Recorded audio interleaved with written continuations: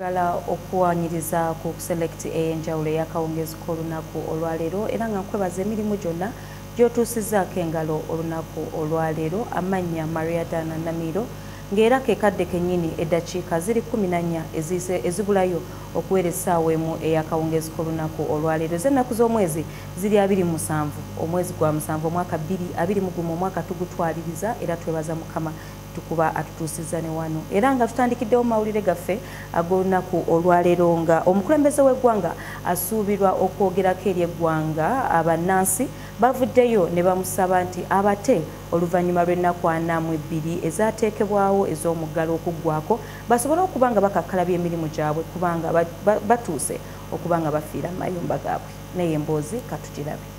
Omuggalo gw'ennaku 42 ogwateekebwawo omukulembeze w'eggwanga gye buvuddeko gunaatera okuggwako ng'era kati ennaku ezibulayo tuzibalira ku ngalo. Naffe nga STV tuwayizaamuko n'abantu ab'enjawulo ku biki bye bandiyagadde omukulembeze w'eggwanga okukyusaamu. Naye nze kyensuubira embeera nga ebadde mbi kale ku bantu abamu ngaffe wakati nze nali nkolera mu kibuga batugobyeyo mu kibuga n'engeri gye batugobyeyo mbi. Ate era nsuubira guno omwezi si gwe gwokka gwe batusibye bagenda twongerayo omula. Wabula bano ababadde abakaawo nga mwe muli n'omwana w'essomero balaze ennyiike olw'embeera gye bayiseemu mu muggalo guno era basabye omukulembeze w'eggwanga okubata baddemu bakakkalabya emirimu gyabwe kuba bali bubi nnyo. Gavumenti yanitadde abantu kubanga buli muntu ategedde nti COVID gyali era buli muntu asobola okwekuuma. Bate abantu baddemu bakole. Batulokize nnyo tukyasoma. Kyenjagala jasinga omukulembeze lockdown we naagweramu bwetu were nga asumula tufe tudde kusomero tusome. Ku kafiyu ono atunyigiriza nnyo. Abantu abamu yabawa emmere ffe abamu teyatuwa. Ate sente ze zaagaba mulimu abaziyiza bangi. Naye nga kye naali badde nsaba atunulemu bantu ffe enjala. Wabula newankubadde guli gutyo bo abamu bagamba nti tebalina ssuubi lyonna kuba walinza n'obutabaawo kintu kyonna kikyuka era bo bamanyiridde dda embeera. Lockdown tubadde tumanyidde embeera eriwo nga tugigoberedde tetulina kyakusalawo.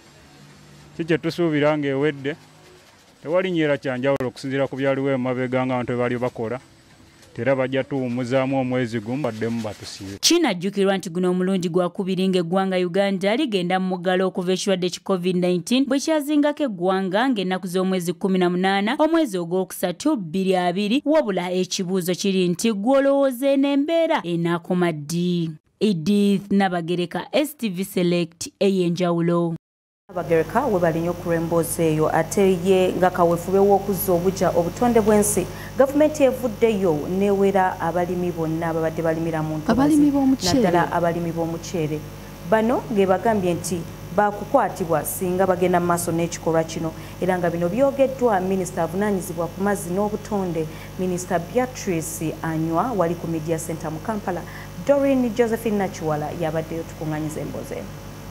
Abalimi b'omuceere mu ntobazi abakakkalabiza emirimu gyabwe mu kibira wamu n'abalala bo bakeeredde olunaku lwaleero oluvannyuma lwa gavumenti ya kuno okuwera okulimirayo wamu n'okukakkalabizaayo emirimu egy'enjawulo egitali gimu ng'omu mu kaweefube w'okuzza obujja obutonde bw'ensi. Minisita Beatrice Anywa ategeezezza nga gavumenti bw'erina enteekateeka gy'agenda okugunjulirawo abantu bano ababadde bakakkalabiza emirimu gyabwe mu bitundu ebyo nga okulunda ebyennyanja okusobola okwekulaakulanya. Kyagamba nti baakukiganyulwamu n'okusinga okulima omuceere nga bwe babadde bakola.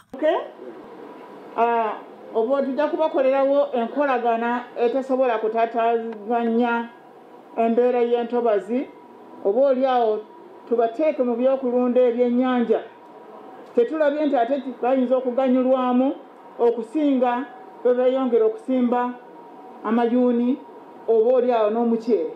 Ate bo abalina ebyapa ebyenjawulo ku ttaka eryogeddwako, minisita agamba nti byakusazibwamu wakati mu kukolaganira wamu ne minisitule y'ebyettaka kubanga tebalina bwannannyini ku bifo bino basenze busenze nga ye bw'atunnyonnyola. Olukujjukujju ne bafuna ebyapa nga biri mu ntobazi ne mu bibira byaffe nga befudde bakamanyi nnyo era babirina abamu tugamba nti tugenda kubisazaamu kasita tayitolo eyo oba ekyapa kyekyo kiri mu ntobazi abamu balina n'ebyapa nga tebaswadde biri mu nnyanja byonna tugenda kubisazaamu.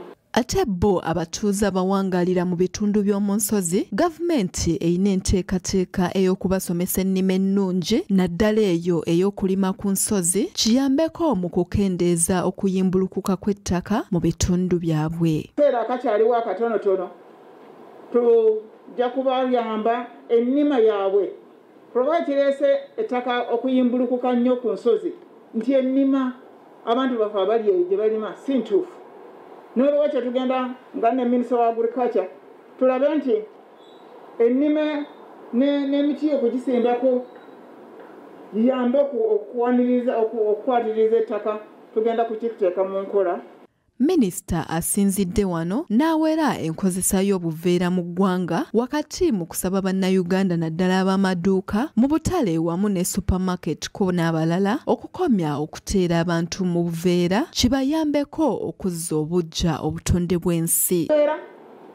Abakajja ebweru ne mukakusa ne mukayingiza mu Uganda nammwe abakozesa obuveera tandika n'abantu baffe aba supermarkets luli mwali muvudde ku kaveera nga mutaddeko degradable carrier bags munantabulira ne mudda mu kaveera okuva lwaleero mbasaba nti mu supermarket zammwe muggyemu obuveera.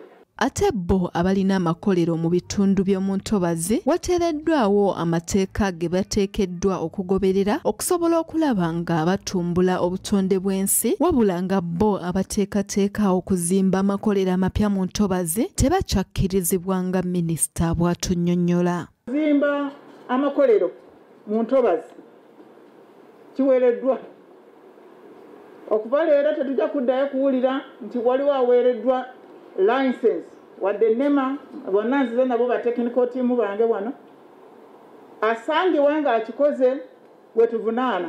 Abantu abasinga obungi mu ggwanga Uganda abali mu bitundu by'omu ntobazi beetooloolera nnyo mu kulima omuceere wamu n'amayuuni okusobola okufuna ekigulira magala eddiba wabula gavumenti olunaku lwaleero ebalagidde okwamuka ettaka lino naye ng'ekyebuuzibwa kiri nti abantu bano bonna abawereddwa okukakalabiza emirimu gyabwe mu bitundu ebyo banaaganyulwa mu nteekateeka ya gavumenti oba bagenda kwongerebwa kw'abo bakirereesi abali mu ggwanga Uganda. Doreen Josephine Nachiwala, STV Select Eyenjawulo.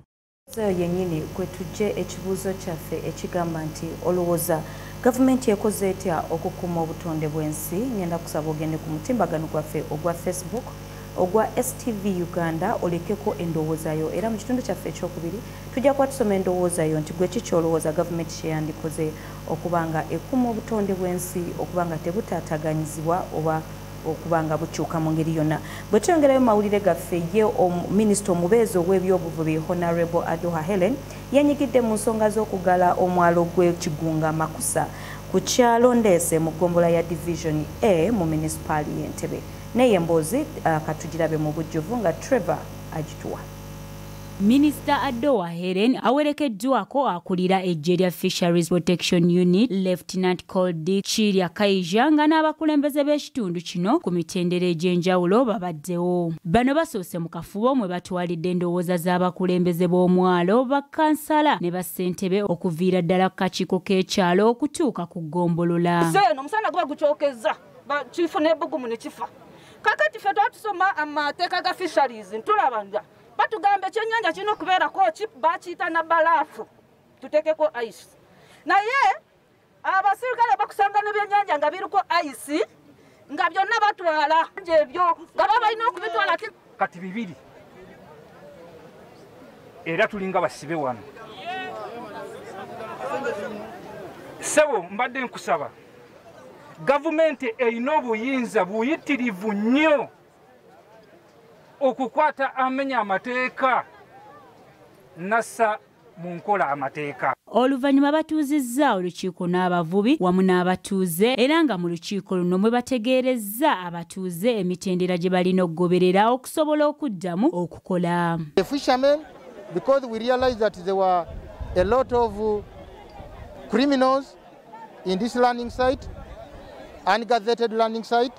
A lot of criminals were there, and we had to screen it by registering them. We put them in the system. We adhere to the guidelines as provided in the Fish Act. Lieutenant Kolkaija asabye abatuuze bonna okwewandiisa bafune ennamba z'amaato era basasule n'emisolo gyonna egibabanjibwa olwo nno basobole okukkirizibwa okuddamu okukola. Themselves.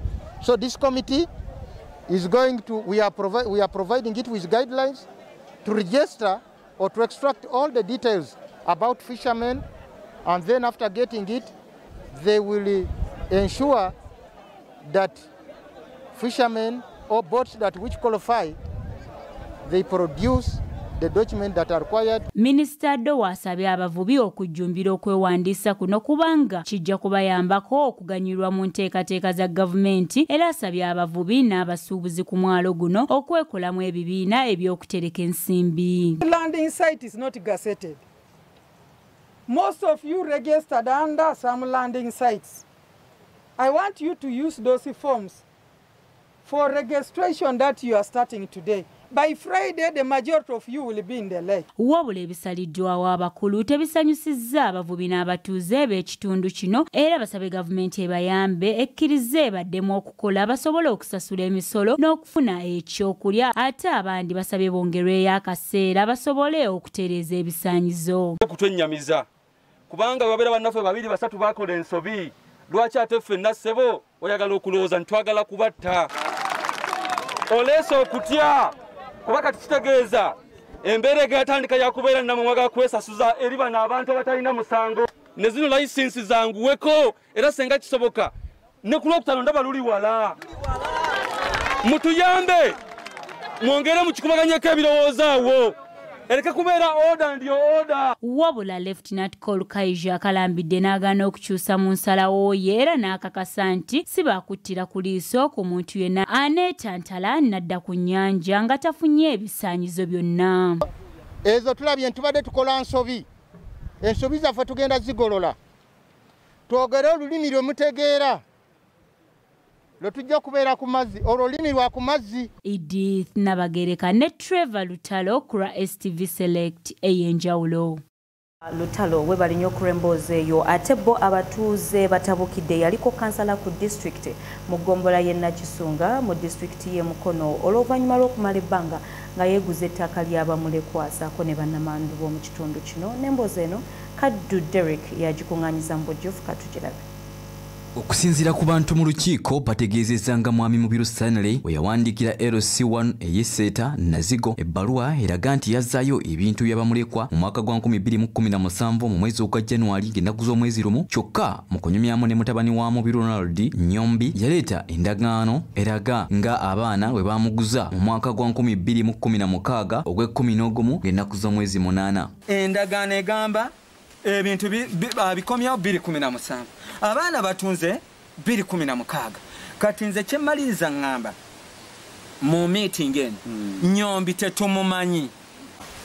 Kyokka Nsoboga Daudi agamba nti emyaka gyawera dda abaana kwe balina okuweebwa ebintu byabwe era n'aluŋŋamyanga omusango gwe gutakwata ku mwana wa Mubiru Nyombi. Taata Mubiru ye waali nti kati yenga yasigalawo ng'omukuza kati ono muwanguza wabira oba kitaawo baani simanyi bwamuyita naye kati olwo ensonga ziri kwa Abiyasaali naani ne muzeeyo bassebo ne bannyabu kakati era empapula ezinaaba zitambula oli muganda nga Nyombi taliimu wabula batwalaani taata Mubiru kyembadde nnuŋŋamya nti nga basabye kooti si kibi naye ate era kiyamani abadde asabaga nti yali tayagala nnyo nsonga kugenda wa mu kooti ng'amanyi tuyinza okutubaako wetutuuka ne tubaako bye tukola ne tubima. Kyokka mutabani wa Mubiru Ronald Nyombi annyonnyodde akakiiko nga abaana ebamuguza obukadde 15 n'asaba bano bagende mu kooti.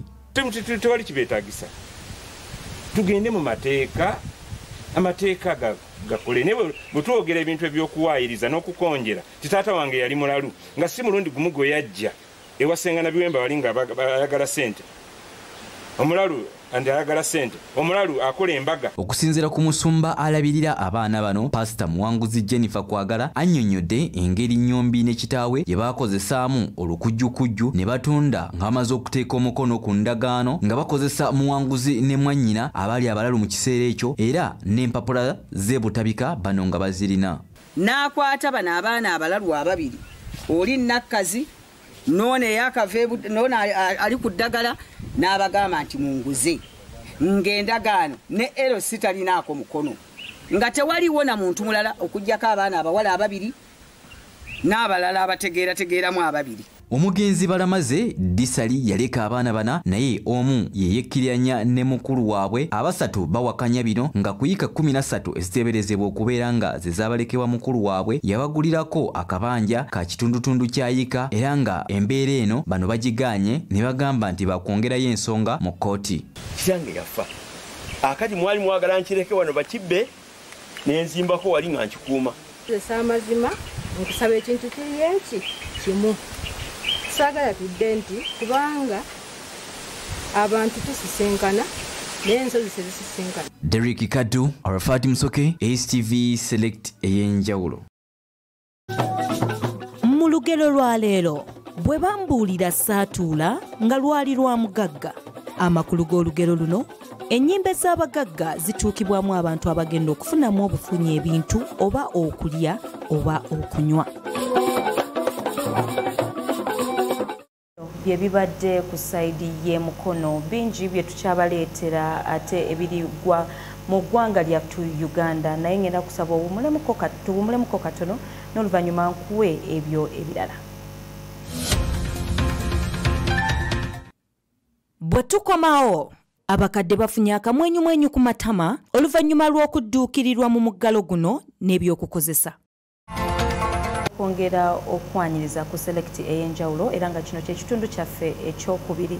Mu kitundu kyaffe ekyasoose twalese ekibuuzo ekigamba nti olowooza gavumenti kiki erina okukola okubeera nga etaasa obutonde bw'ensi okuba nga bannansi tebabumalaawo era nga ku zino zengenda okusoma ze zimu ku ndowooza zammwe ze mutadde ku mutimbagano gwaffe ogwa Facebook ate naawe ali eyo nga obadde tunaba kuteekayo ndowoozayo olina omukisa okusobola okugenda mu maaso n'okuteekako endowoozayo gwe kiki olowooza bwe kinaba kisobose mu maaso awo tujja kuba tusoma endowooza zammwe sinakindi mu maaso awo gye tweyongera. Then ntandise n'omwami Musoke Adamu agamba ng'ate yebyonoona yebatte agambye Musoke Adamu agambye nti gavumenti yeyonoona obutonde ate ye Mutelega Jamiru agamba gavumenti eyina kukola mateeka bwatu naye yendowooza ye. Then Jeremiah Kato agamba ask those people in government because they are the ones who have violated almost everything in Uganda, untouchables. Most of forests and wetlands are being misused by those people. Newton Isaac Upward Velocity agamba by giving free license to foreign investors in the shadows of government officials to reclaim wetlands and grabbing land from its citizens in form of mile that it is a bad type of teenager for encroachers. So ezo zezimu ku ndowooza zammwe zensobodde okubanga nsoma olunaku akaseera kano mu maaso awo bw'obudde bunaaba butusobozesa tugenda kuba tusobola okusoma endowooza zammwe endala so teweetemako oba teweesalako kubeera nga ogamba nti endowooza bamaze ozisoma tetugenda kwongerayo genda maaso ku mutimbagano gwaffe gwa Facebook oteekeko endowoozayo kikyolowooza ku ngeri gavumenti gy'erina okukwatamu ensonga y'entobazi. Ate wetwengere mu mawulire gaffe bo abatuuze batabukidde abakulembeze baabwe aba LC1 olw'okwakobana n'omugagga okutwala ebibanja byabwe mu lukujjukujju nga bayita mu kubatiisatiisa eno ensasage ebadde ku kyalo Buyira mu ggomboola y'Engongwe mu disitulikiti y'e Buyikwe. Kadu Derek ye yagikuŋŋaanyiza mu bujjuvu katugirabe. Oluvannyuma lw'obuyambi bwa gavumenti obutatuuka mu byalo bo abaayo embeera tebabeeredde ennyangu ensonga ewaliriza n'ebimu ku bitongole by'obwannakyewa okusitukiramu okulaba nga biyamba abantu abali mu mbeera embi mu byalo bino. Abamu ku bakadde balabiddwako nga bakola ebyennyimba wamu n'okunyeenya ku galiba enjole oluvannyuma lw'okulowoolezebwako mu muggalo guno era nga bano essanyu lijjula kubatta. Bo abamu ku bakadde abaweereddwa ebintu basiimye nnyo ekitongole kino olw'okubalowoozaako mu mbeera enembi. Essanyu epitirivu ennyo era yeebale nnyo Agi okutuwa ku bintu kubanga akaseera kano kabi nnyo tubadde tetukyafuna na ssente zigula bintu bino. Neeyanzege bannange mumpadde ebirungi nnyo nsanyukidde eddala era mwebale nnyo mwebalire eddala bwe mujje Mukama abaddizeewo 10 ku 10. Ye akulembera abakadde atutegeezezza nti omuggalo guno gubakosezza nnyo wabula abafubye okubudaabuda bakadde bannaabwe okwekuuma wakati mu kirwadde kino ekikambwe. Omuggalo mubi nnyo gutuyisizza bubi naye ate kyamukisa mulungi engeri gye mbakulembera n'okubalabirira okubalambula kale buli mukadde nga yeekuumira wakaawe twabadde tewannabaawo mukadde alwala. Ye dayirekita w'ekitongole kya CAD Uganda Basika Semakula atunnyonnyodde lwaki avuddeyo okuyamba abakadde wakati mu kiseera kino eky'omuggalo. Teekateeka yonna yaliwo ya gavumenti yali ekwatagana ku bantu abakola ne batafaayo nnyo ku bakadde be tulina mu ggwanga.